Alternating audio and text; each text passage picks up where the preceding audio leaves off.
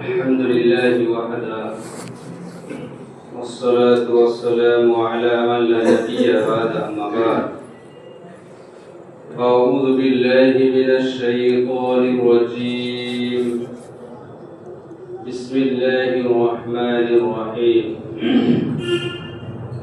يا أيها الذين آمنوا كتب عليكم الصيام كما كتب على الذين من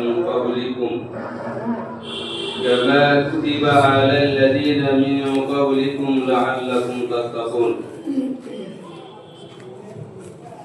আজকের এই চলন্ত সভার 14তম সঞ্চালক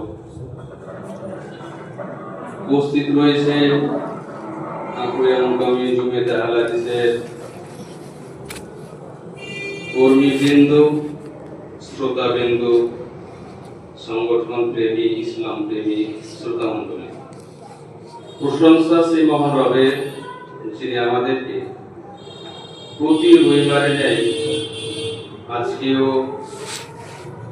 কোরআন ও সহিহ সুন্নাহর আলোচনায় উপস্থিত হওয়ার তৌফিক দান করেছেন।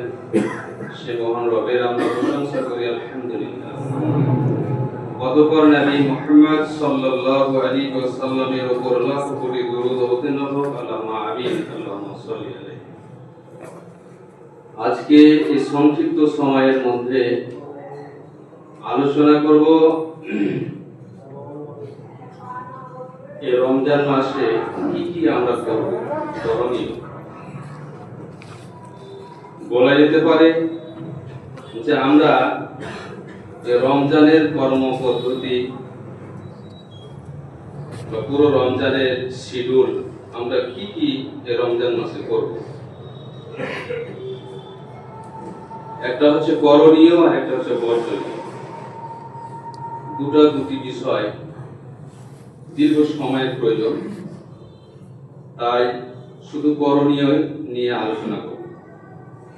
করণীয় সম্পর্কে আমার এই বিষয়টি 19টা পয়েন্টে নোট করা আছে।